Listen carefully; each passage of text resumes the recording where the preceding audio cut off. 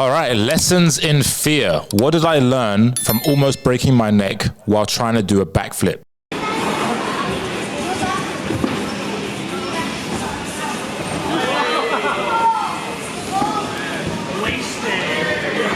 So to let you know about this story, so basically I've wanted to do a backflip for as long as I can remember. So many years, probably like 5, 6, 7 years. And I thought it's always a cool trick, right? Like it looks like a cool trick to do. And I have a personal friend here, his name's Dominic, and he's been doing backflips for forever, right? And he's a master at them. And I've known him for 4 years. And in those 4 years, I have never actually said to him, hey Dom, I really want to learn the backflip. Can you teach me how to do a backflip just like you? I've never actually said that to him. So anyway, I invited him to Bounce, which is a trampoline park here, and a few of my other friends. And so we went there, and I remember bouncing on the trampoline, and he was standing there and he said, do a backflip, go on, do one. And in my mind, I was like, I should be able to do it, so let's just fucking try it. And I literally tried to jump back, but as you can see, like I didn't jump back at all. Like I was trying to jump back, but something in my mind wouldn't let me jump back. And it was just fear. That was all it was. It was just not trusting myself, okay? And this is one of the reasons why I want to do this video, because I think it's a really important topic to talk about, is the lack of trust in myself. I didn't trust myself to fall without landing on my head, right? And that's why I didn't do it. So I was just jumping up and down, and then I kind of got embarrassed and I just stopped and I just took a breather. And I realized in that moment that this is why I've been so scared of it, because I realized that I'm just so deathly afraid of injuring myself that I'll just let that fear stop me from even trying. Even though I have an expert next to me saying, hey, do the backflip, I'm still not doing it. Right. And so it's like the trust in myself is not there, wasn't there for this particular moment. So fast forward a few minutes, I start doing more jumps. I started doing forward flips, and I actually landed a forward flip. And I thought, oh, that's not bad. But I realized why. It's because every day in jiu-jitsu, when we go train, we do forward rolls. So I'm conditioning my brain to not fear rolling forward over the back of my shoulders, right? So that's why a forward front flip seemed to be easier for me. Now, fast forward a few more minutes, and I saw my friends, saw all the little kids around me doing backflips. That's another thing. Seeing all the kids doing backflips made me realize just how much fear we have as adults. Like, we're so deathly afraid of these things that kids just don't give a shit about. They don't even place an importance on how scary it is. They just do it, right?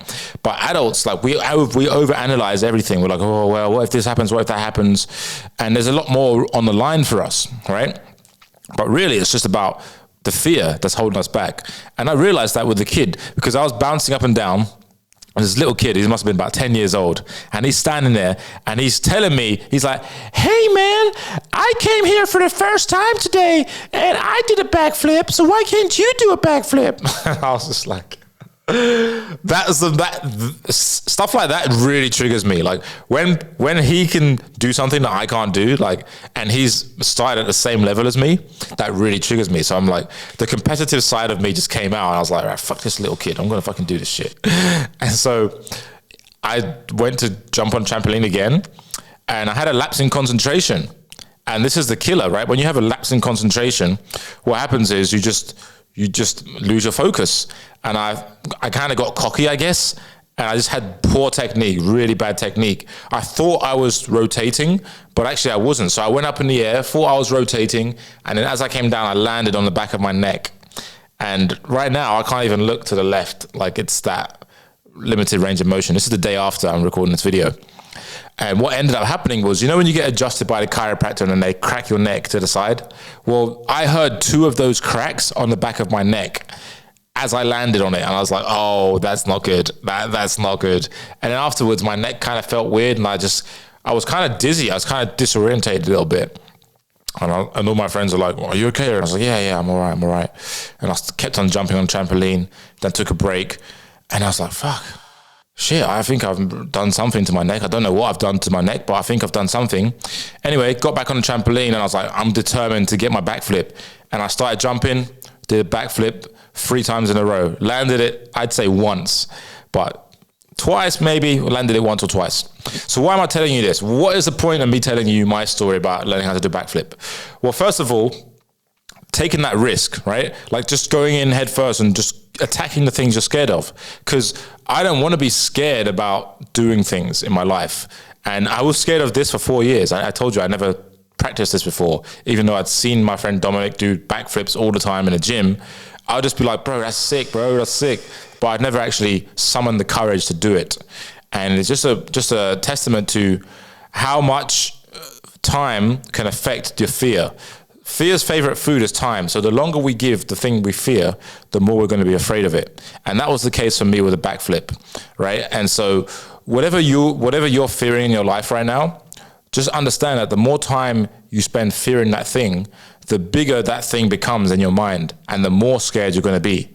All right. This is why I help people move past their fears, because for me, physical fears are a lot harder to overcome than mental fears. So mental fears is like putting yourself out there, doing public speaking, for example, like I do stand-up comedy. That for me is very easy to do, because the worst possible thing that can happen is no one laughs or they boo me on stage, or these things don't harm my physical body, right? So for me, it's easy to do that. But if I go, for example, surfing, the worst thing that can happen is you die, right? Or backflip, the worst thing that can happen is you die, right? You land on your head and you die. And that's what happened. Like, I didn't die, but luckily, thank the Lord. But luckily, I had a wake-up call of like, hey, if I'm going to do this, I need to commit 100%. The reason why I landed on my neck was because I didn't commit 100% to the jump, and I wasn't paying attention. I wasn't present. And so when you're thinking about your fears, you got to commit 100% to solving it, right? Otherwise, it's not going to work. It's going to end in tears if you commit half-heartedly to things. And for a lot of people, when I speak to them on the phone, they actually need help with commitment. Like, they have a fear of commitment, right? They don't want to commit to certain things in their personal life with regards to, things they know they need to be doing. And so I help people move past that fear, because that's what's really holding people back. It's not that they don't know how to do it. It's just that they're scared, right? And I don't like being scared. So I like to move forward in my life. Like, if you told me 10 years ago, I'll be telling jokes on stage, I would have laughed in your face. I would never have believed you, right? But it's that whatever I'm scared of doing, I want to do it because I want to overcome that fear. I don't want to be scared to do things, right? And this is what's happening right now in my swimming. I'm taking swimming lessons because I want to overcome my fear of the ocean, of the water. First of all, the water, right? Then it's the ocean. I ain't going down the ocean just yet. But I want to overcome that fear. And then after that, then it's going to be easy. And next up, it's going to be free diving and then spearfishing. That's one of my ultimate goals, is to go spearfishing, because I like the idea of hunting for my own food. I love that idea. And this is where I'm going in my personal life. And it's going to be a journey and process, but that's what I want to do, because that's the ultimate version of me. That's what I want to do. Yeah, the things that you have in your life that are fears, think about them. List all of the things you're scared to do and look at that list and be like, why the fuck am I scared to do that shit? And who can help me move past these fears? Because if I can move past the stuff that I'm scared of doing, how amazing will my life be? Even better than it is right now. Because there is always another level. And we always want more of everything. Us humans, we always want increase in every area of life. All right. So if you want to have increase in this area and you want to move past your fears, then let me know, because I got a process I take you through for free, and it helps you move past your fears. First of all, if you're not even aware of your fears, that's number one. And second of all, to overcome them, right? Because that's what's going to help you level up as a human and become the best version of yourself. Like, everyone wants to be the ultimate version of them, right? Because the best gift you can give the world is to become the best version of yourself. If I speak all the languages I want to speak, if I do spearfishing, if I know how to hunt on land, if I, know how to do stand-up comedy, all these things, like know how to do public speaking, webinars, sales, all this stuff, I can help so many people, right? More than just in this industry. And the satisfaction I get from that will be greater. And so the greatest gift you can give the world is to become the best version of yourself.